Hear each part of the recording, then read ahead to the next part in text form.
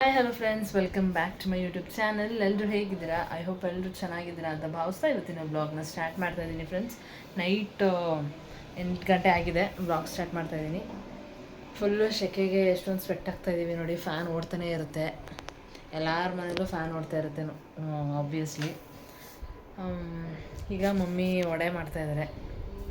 Night ಊಟಕ್ಕೆ ಕಡಲೆಕಾಳು ಸಾಂಬಾರು ಮತ್ತು ವಡೆ ರೆಡಿ ಆಗ್ತಾಯಿದೆ. ಇವಾಗ ವಡೆ ರೆಡಿ ಆಗ್ತಾಯಿದೆ, ಬನ್ನಿ ನೋಡೋಣ. ಹಾಗೆ ಗೈಸ್, ನೋಡ್ತಾ ಇದ್ದೀರಲ್ಲ, ನಾನು ಬಂದಿದ್ದೀನಿ ಅಂತ ನಮ್ಮ ಮಮ್ಮಿ ವಡೆ ಮಾಡ್ತಾಯಿದ್ದಾರೆ. ಪಾಯಸನೂ ಮಾಡ್ತೀನಿ ಅಂತ ಹೇಳಿದ್ರು. ಸಾಂಬಾರು ರೆಡಿಯಾಗಿದೆ, ಕಡಲೆಕಾಳು ಸಾಂಬಾರು. ವಡೆನೂ ರೆಡಿಯಾಗಿದೆ, ಬಿಸಿ ಬಿಸಿ ವಡೆ. ಅಪರೂಪಕ್ಕೆ ಈ ಥರ ವಡೆ, ಬೋಂಡ, ಬಜ್ಜಿ ಬೋಂಡಾಗಿಂತ ವಡೆ ಸ್ವಲ್ಪ ಎಕ್ಸ್ಟ್ರಾ ತಿನ್ಬೋದು. ರೆಡಿ ಮಾಡ್ತಾಯಿದ್ದಾರೆ. ಪಾಯಸನೂ ಮಾಡ್ತೀನಿ ಅಂತ ಹೇಳಿದ್ರು. ನನಗೆ ಯೂಶ್ವಲಿ ಜಾಸ್ತಿ ಸ್ವೀಟ್ ಇಷ್ಟ ಇಲ್ದಿರೋ ಕಾರಣ ಪಾಯಸ ಏನು ಬೇಡ. ನಮ್ಮ ಮಮ್ಮಿಗೆ ಸ್ವೀಟ್ ಇಷ್ಟ ಅಲ್ವಾ, ಅದಕ್ಕೆ ಪಾಯಸ ಮಾಡ್ತೀನಿ ಅಂತ ಹೇಳಿದ್ರು. ಅದಕ್ಕೆ ಪಾಯಸ ಬೇಡ, ನಾನು ಪಾಯಸ ಕುಡಿಯೋಲ್ಲ, ವಡೆನೇ ಮಾಡು ಸಾಕು ಅಂತ ಹೇಳಿದೆ. ಆ್ಯಕ್ಚುಲಿ ಏನಂತಂದರೆ ಪಪ್ಪ ಡ್ಯೂಟಿಗೆ ಹೋಗಿದ್ರು. ಊಟ ಎಲ್ಲ ಆಲ್ರೆಡಿ ಆಗೋಗಿತ್ತು ನಮ್ಮದು. ಅದಾದಮೇಲೆ ನಿಧಾನಕ್ಕೆ ವಡೆ ಮಾಡ್ಕೊಂಡು ತಿನ್ನೋಣ ಅಂತ ಲೇಟಾಗಿ ಮಾಡ್ಕೊಂಡು ತಿಂತಾಯಿದ್ದೀವಿ. ಹಲೋ ಗಾಯ್ಸ್, ನೆನ್ನೆ ನಾನು ವ್ಲಾಗ್ನ ಕಂಟಿನ್ಯೂ ಮಾಡೋದಕ್ಕಾಗಲಿಲ್ಲ. ನೆಕ್ಸ್ಟ್ ಡೇಯಿಂದ ವ್ಲಾಗ್ ಕಂಟಿನ್ಯೂ ಮಾಡ್ತಾಯಿದ್ದೀನಿ. ಎಲ್ಲಿಗೆ ರೆಡಿಯಾಗಿದ್ದೀನಿ ಅಂತ ಹೇಳಿದ್ರೆ, ಇವತ್ತು ಕೆ ಆರ್ ನಗರ ಹೋಗೋಣ ಅಂತ ಶಿವ ಅವರು ಇವಾಗ ಜಸ್ಟ್ ಕಾಲ್ ಮಾಡಿ ಹೇಳಿದ್ರು. ಅದಕ್ಕೆ ಹೊರಡ್ತಾ ಇದ್ದೀವಿ. ಮಾರ್ನಿಂಗಿಂದ ಪ್ಲ್ಯಾನ್ ಇರಲಿಲ್ಲ. ಸದ್ಯಕ್ಕೆ ಈ ಒಂದು ಹಾಫ್ ಆನ್ ಅವರ್ ಬ್ಯಾಕ್ ಕಾಲ್ ಮಾಡಿ ಹೇಳಿದ್ರು. ಅದಕ್ಕೆ ಅರ್ಜೆಂಟಲ್ಲಿ ರೆಡಿಯಾಗಿ ಹೋಗ್ತಾಯಿದ್ವಿ. ಸ್ನಾನ ಎಲ್ಲ ಮಾರ್ನಿಂಗೇ ಆಗಿತ್ತು. ಅದಕ್ಕೆ ಸದ್ಯಕ್ಕೆ ಡ್ರೆಸ್ ಚೇಂಜ್ ಮಾಡಿಕೊಂಡು ರೆಡಿಯಾಗಿದ್ದೀನಿ. ಹೊರಟಿದ್ದಾರಂತೆ ಮನೆಯಿಂದ. ಹೊರಡ್ತಾ ಇದ್ದೀವಿ ಇವಾಗ. ಅವರು ಬಂದು ನನ್ನ ಪಿಕ್ ಮಾಡ್ಕೊಂಡು ಹೋಗ್ತಾರೆ. ಡೈರೆಕ್ಟ್ ನಾವು ದೇವಸ್ಥಾನ, ಆ್ಯಕ್ಚುಲಿ ಅಲ್ಲಿ ಹೋಗ್ತಾ ಇರೋದು ನಾವು ದೇವಸ್ಥಾನದಿಂದ ಡೈರೆಕ್ಟ್ ನಾವು ಮನೆಗೆ ಹೋಗ್ತೀವಿ, ಇಲ್ಲಿಗೆ ಬರಲ್ಲ. ಗೈಸ್, ಹೊರಟಿದ್ದೀವಿ. ಇವರು ಬಂದರು, ನನ್ನ ಪಿಕ್ ಮಾಡಿಕೊಂಡ್ರು. ಹೋಗ್ತಾ ಇದ್ದೀವಿ ಇವಾಗ. ಹೊರಟಿ 4 ಗಂಟೆ ಆಗಿದೆ. ಸೌಮ್ಯಕ್ಕ ಕಾಲಲ್ಲಿದ್ದರು, ಅದಕ್ಕೆ ವೀಡಿಯೋ ಸ್ಟಾರ್ಟ್ ಮಾಡೋಕ್ಕಾಗಿರಲಿಲ್ಲ. ನಾನು ದುಪ್ಪಟ್ಟನೆ ಮುಚ್ಕೊಂಡಿದ್ದೀನಿ ಅಂತ ಹೇಳಿದ್ರೆ, ಬಿಸಿಲು ಮುಖಕ್ಕೆ ಹೊಡಿತಿದೆ, ಬಿದ್ದೇ ಹೋಯ್ತು. ಬಿಸಿಲು ಮುಖಕ್ಕೆ ಹೊಡಿತಾ ಇದೆ. ಅದು ಕವರ್ ಮಾಡೋದು ತಗೊಂಡಿದ್ವಿ, ಅಲ್ಲಿ ಪಾರ್ಕಿಂಗಲ್ಲೇ ಬಿಟ್ಬಿಟ್ಟು ಬಂದ್ಬಿಟ್ಟಿದ್ದಾರೆ ಇವರು. ಆ್ಯಕ್ಚುಲಿ ಮದುವೆ ಕಾರ್ ತೊಗೊಂಡೋಗಿದ್ದಲ್ಲ, ಅಲ್ಲಿ ಹೋದ್ರೆ ಅಲ್ಲಿ ಇಲ್ಲಿ ಹಾಕ್ಬಿಡ್ತಾರೆ ಅಂದ್ಬಿಟ್ಟು ಪಾರ್ಕಿಂಗಲ್ಲಿ ಇಟ್ಟಿದ್ದೆ. ಬಿಸಿಲಿಗೆ ಯೂಸ್ ಆಗುತ್ತೆ, ಬಟ್ ನೋ ಪ್ರಾಬ್ಲಮ್. ನಂದು ದುಪ್ಪಟ್ಟ ಇದೆಯಲ್ಲ, ಅದನ್ನೇ ಮುಚ್ಕೊಂಡು ಅಡ್ಜಸ್ಟ್ ಮಾಡ್ಕೊತಾ ಇದ್ದೀನಿ. ಬರೋ ಅಷ್ಟರಲ್ಲಿ ಕತ್ಲೆ ಆಗುತ್ತೆ, ಅವಾಗೇನು ಬಿಸಿಲಿರಲ್ವಲ್ಲ. ಹೋಗೋವರೆಗೆ ಅಷ್ಟೇ ಕೆಲಸ. ಮತ್ತೆ ಇನ್ನೇನು ಸಮಾಚಾರ ಹೇಳಿ ಮೇಡಮ್, ಏನು ಅನ್ನಿಸ್ತು? ತವರು ಮನೆಗೆ ಹೋಗಿದ್ದು ಬಂದು ಈಗ ಮುಗಿಸ್ಕೊಂಡು ಬಂದಿದ್ದೀರಾ? ತವರು ಮನೆಗೆ ಹೋಗಿದ್ದು ಖುಷಿಯಾಗಿದೆ. ಖುಷಿ ಇಲ್ಲದೆ ಇರುತ್ತಾ? ಆ್ಯಕ್ಚುಲಿ ರಕ್ಷಿತಂಗೆ ನಾಳೆ ಬರೋ ಪ್ಲ್ಯಾನ್ ಇತ್ತು. ದೇವಸ್ಥಾನಕ್ಕೆ ಹೋಗ್ಬೇಕು ಅಂತ ಬಂದರು.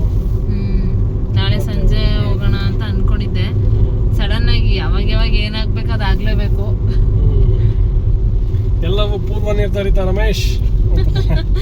ಎಲ್ಲ ಪೂರ್ವ ನಿರ್ಧರಿತ. ದೇವರು ಮೊದಲೇ ಎಲ್ಲನೂ ನಿರ್ಧಾರ ಮಾಡಿಬಿಟ್ಟಿರ್ತಾರೆ.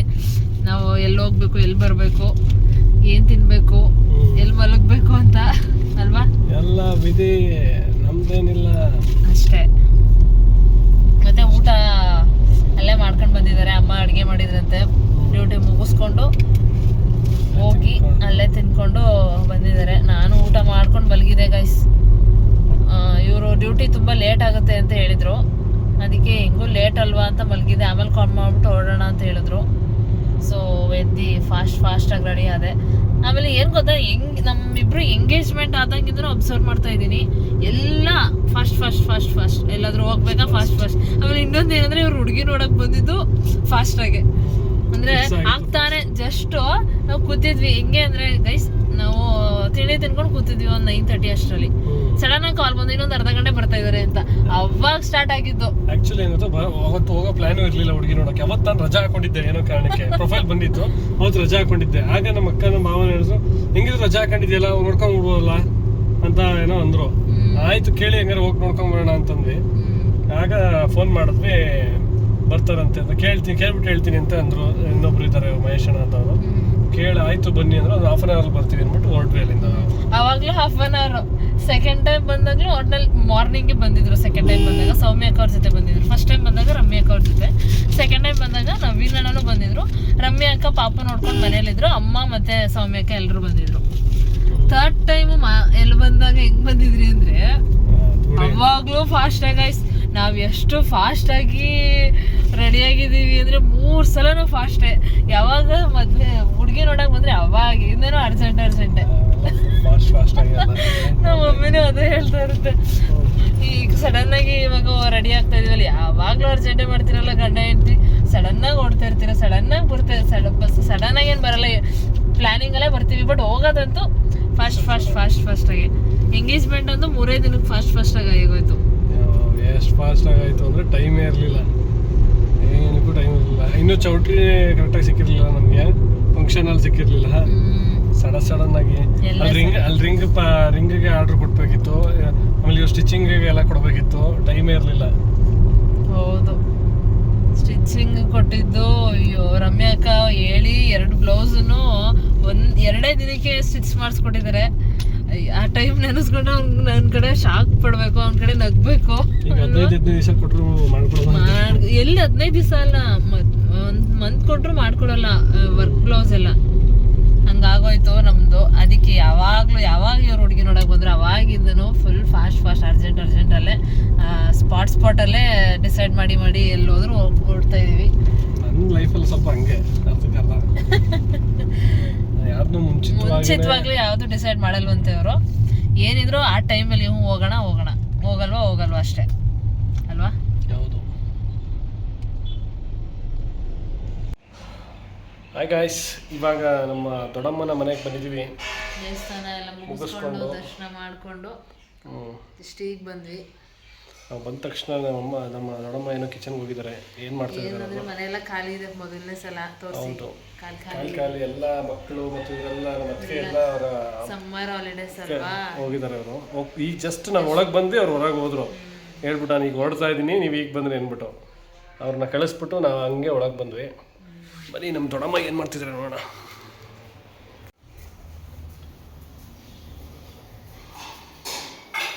ಏನು ದೊಡ್ಡಮ್ಮ ಸಮಾಚಾರ? ಊಟ ಬೇಡ, ನಾವು ಬಂದ್ವಿ ಅಂತ ನಮ್ಮ ದೊಡ್ಡಮ್ಮ ಟೀ ಮಾಡ್ತಾಯಿದ್ದಾರೆ. ಊಟ ಮಾಡ್ಕೊಂಬಂದೆ ದೊಡ್ಡಮ್ಮ. ಊಟ ಎಲ್ಲ ಆಯಿತು. ಊಟ ಮಾಡಿ ನಾನು ಸಡನ್ನಾಗಿ ಡ್ಯೂಟಿ ಮುಗಿಸ್ಕೊಂಬಂದು ಇನ್ನೂ ಟೈಮ್ ಆಗುತ್ತೆ ಅಂದ್ಬಿಟ್ಟು ಓಡ್ ಬಂದೆ. ಇನ್ನು ದೇವಸ್ಥಾನಕ್ಕೆ ಹೋಗಿ ಬರೋಣ ಅಂದ್ಬಿಟ್ಟು.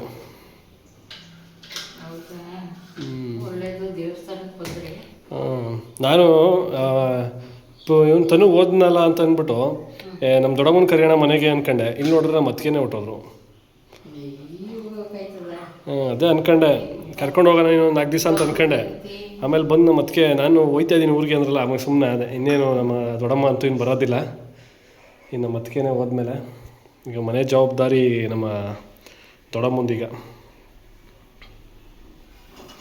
ಸೊಸೆ ತವ್ರ ಮನೆಗೆ ಹೋದ್ಮೇಲೆ.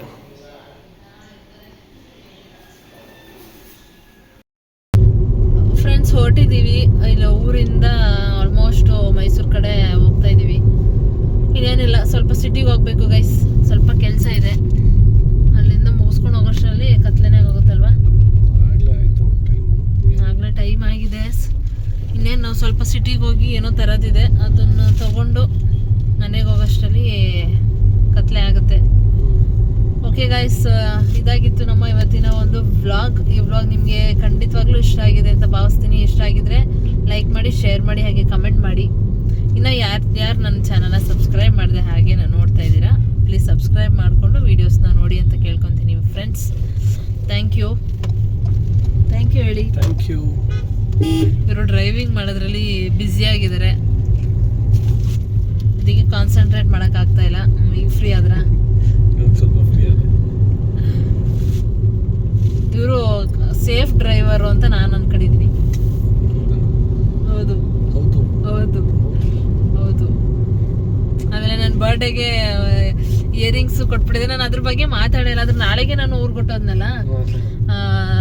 ತುಂಬ ಥ್ಯಾಂಕ್ಸ್, ತುಂಬ ಖುಷಿ ಆಯಿತು. ಡಿಸೈನ್ ತುಂಬ ಚೆನ್ನಾಗಿದೆ. ಡಿಸೈನ್ ಯಾರು ಸೆಲೆಕ್ಟ್ ಮಾಡ್ಕೊಂಡಿದ್ದು? ರಮ್ಯಾ ಅಲ್ವಾ? ಜೊತೆಗೆ ಹೋಗಿದ್ವಿ.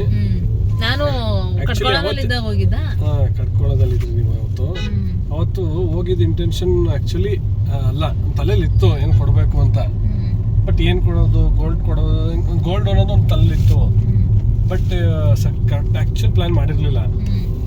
ಆಮೇಲೆ ಅವತ್ತು ಸ್ಪಾರ್ಕ್ ಆಯಿತು, ಚೆನ್ನಾಗೂ ಇತ್ತು, ಅದು ಇಷ್ಟ ಆಯಿತು. ಸೊ ಹಂಗೆ. ಎಷ್ಟು ದಿನ ಆಗಿತ್ತು ತಂದಿಟ್ಕೊಂಡು? ಆಯಿತು 2 months. ಹೌದಾ? 2 months ಆಯ್ತು ಆ್ಯಕ್ಚುಲಿ ಅದನ್ನ ತಂದಿಟ್ಟು. ತುಂಬ ಚೆನ್ನಾಗಿದೆ, ತುಂಬ ಖುಷಿ ಆಯಿತು. ನಮ್ಮ ವ್ಯೂವರ್ಸ್ ನೋಡಿ ತುಂಬ ಖುಷಿ ಪಟ್ಟರು. ಅದನ್ನ ಅವತ್ತು ಆ್ಯಕ್ಚುಲಿ ದಿನ ಅಡ್ವಾನ್ಸ್ ಮಾಡಿ ಬಂದ್ಬಿಟ್ಟೆ ಇಸ್ಕೊಂಡು, ಆಮೇಲೆ ಅದನ್ನ ಪೇಮೆಂಟ್ ಮಾಡಿದ್ದು ಸ್ವಲ್ಪ ದಿನ ಬಿಟ್ಟು. ಡಿಸೈನ್ ಅಂತ ಸಖತ್ ಕ್ಯೂಟ್ ಆಗಿದೆ, ನಮ್ಮ ಮಮ್ಮಿನೂ ತುಂಬ ಇಷ್ಟಪಟ್ಟರು. ಇವಾಗ ನೆಕ್ಸ್ಟ್ ಇವ್ರ ಬರ್ಡೇ ಬರುತ್ತೆ, ತುಂಬ ದೊಡ್ಡ ಗೋಲ್ಡ್ ಗಿಫ್ಟ್ ಕೊಡ್ತಾ ಇದ್ದೀನಿ ನಾನು. ಬರ್ಡೇ ಇನ್ನೂ ದೂರ ಇದೆ, ಅಷ್ಟೊತ್ತಿಗೆ ಏನು ಅಷ್ಟೊತ್ತಿಗೆ ಇನ್ನೂ ಟೈಮ್ ಇದೆ ಅಲ್ಲ. ನನಗಿಂತ ಗೋಲ್ಡ್ ಗಿಫ್ಟ್ ಬೇಕಾ? ಇಷ್ಟೊಂದು ಕೆಜಿ ಗಟ್ಟಲೆ ಗೋಲ್ಡ್ ಇದೆ ಅಂತ. ಎಷ್ಟು ಕೆಜಿ ಬೇಡ, ಎಷ್ಟು ಕೆಜಿ ಬೇಡ ಬೇಡ ಕೆಜಿ ಅಂತ ಹೇಳ ಬೇಡ, ಜಾಸ್ತಿ ಸ್ವಲ್ಪ ಕೆಜಿ ಎಕ್ಸ್ಟ್ರಾ ಆಗಿದ್ದೀನಿ, ಅದಕ್ಕೆ ಬೇಡ. ಇವ್ರು ಗೊತ್ತಾಗ್ಬಿಡ್ತು ಅವತ್ತು. ಅವತ್ತು ನಮ್ಮ ಮನೇಲಿ ವೇಟ್ ಚೆಕ್ ಮಾಡೋ ಇದಿತ್ತು, ಸೌಮ್ಯ ಅವ್ರ ಮನೆ, ನಮ್ಮ ಅಕ್ಕನ ಮನೇಲಿ. ಸೊ ಮಾಡೋದ್ರು ಮಾಡ್ತಿಲ್ಲ. ಅವತ್ತು ಎಲ್ಲೋ ಹೋದಾಗ ಸುಮ್ಮನೆ ಹಂಗೆ ಮಾಡ್ಬಿಟ್ಟು ನಾನು ನೋಡ್ಕೊಂಬಿಟ್ಟೆ. ಅಂದ್ರೆ ನನ್ನ ಎಂಗೇಜ್ಮೆಂಟ್ ತುಂಬಾ ತೀರಾ ಸಣ್ಣ ಇದೆ, ನೀವು ನೋಡಿದ್ರೆ ಫೋಟೋಸ್ ಅಲ್ಲೆಲ್ಲ.